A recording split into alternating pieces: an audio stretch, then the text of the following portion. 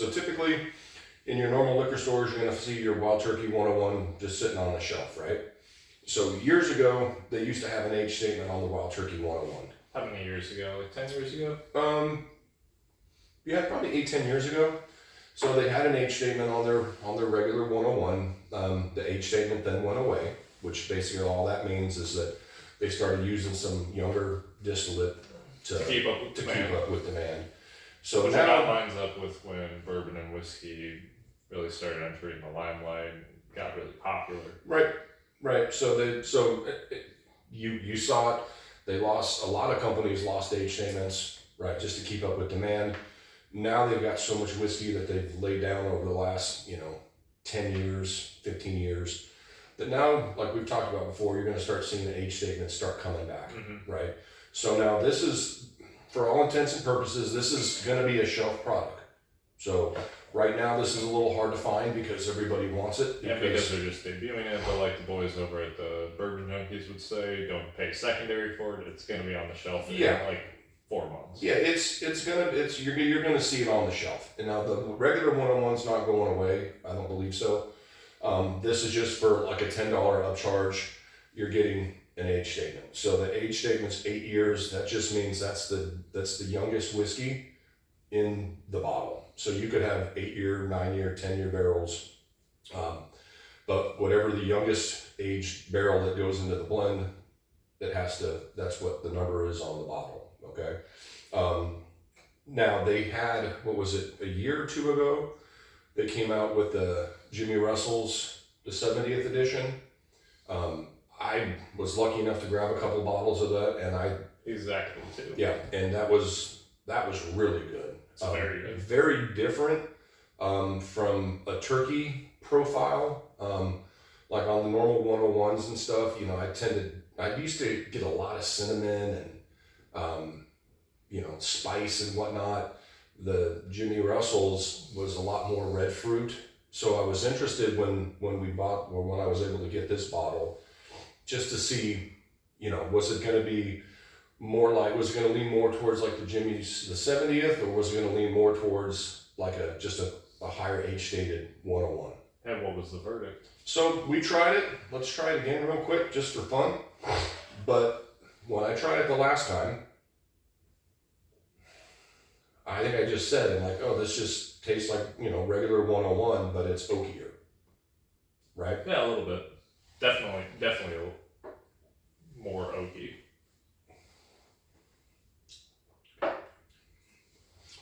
Yep, so it's still cinnamon. You get obviously more oak in it. I have seen people, in the whiskey world, some people have liked this better than the Jimmy Russell's 70th. Yeah. For me, this just I'm going to go with what I said earlier.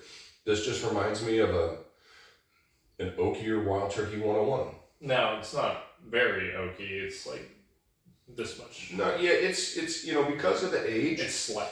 Yeah, you're going to get more oak in this than the standard, than the $25 bottle that you're going to see on the shelves.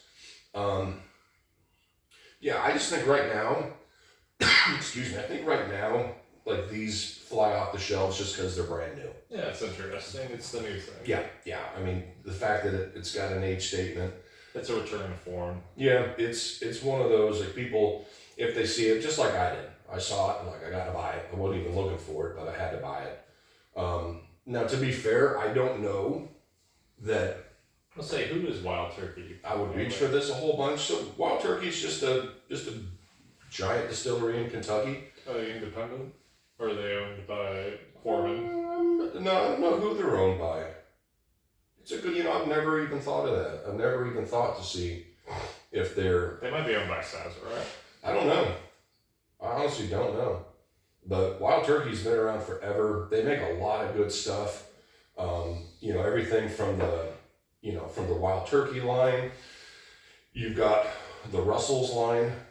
So you've got your Russell's single barrels, your Russell's 10-year. You've got your Kentucky Spirit that's made by Wild Turkey.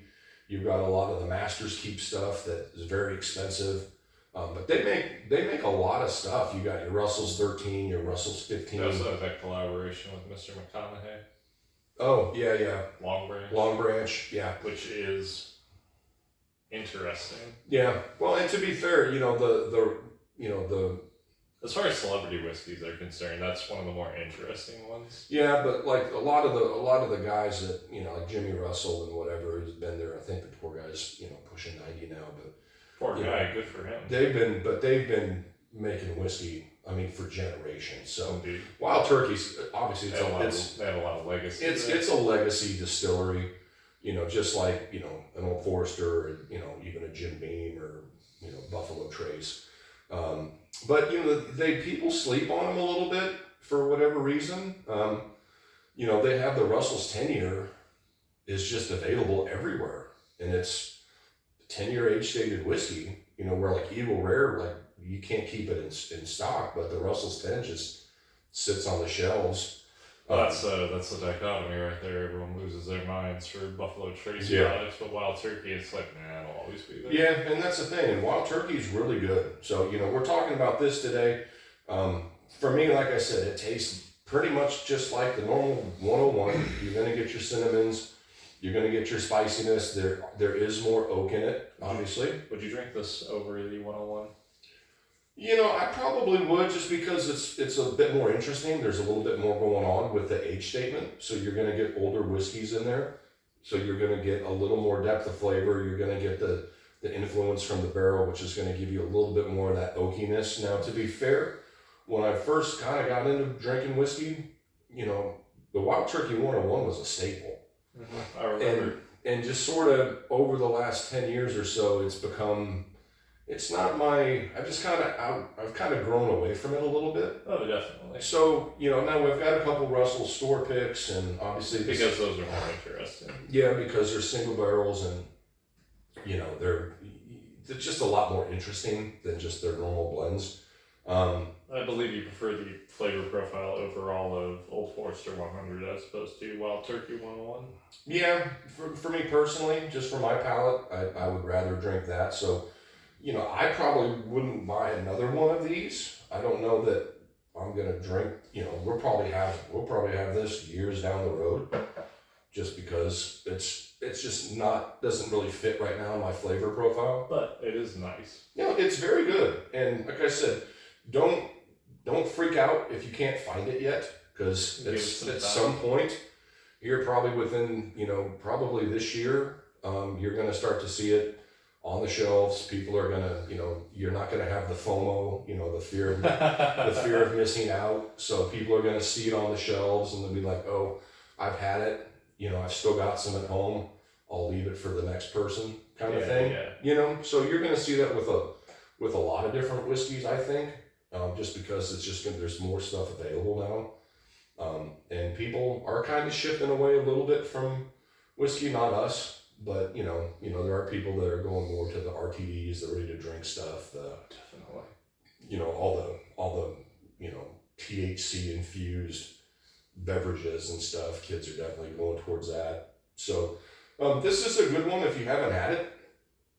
I'd say give it a shot, and then it'd be kind of fun to compare this to like a regular 101 to really see which one you like. Really see what the difference is. Really is. Show you what the difference a few more years in a barrel will do. Sure. Yeah, and the nice thing is you can, like I said, hopefully by the end of this year you'll be able to find, both just sitting on the shelf. Probably by the end. You're going to pay a little bit more for the 8-year.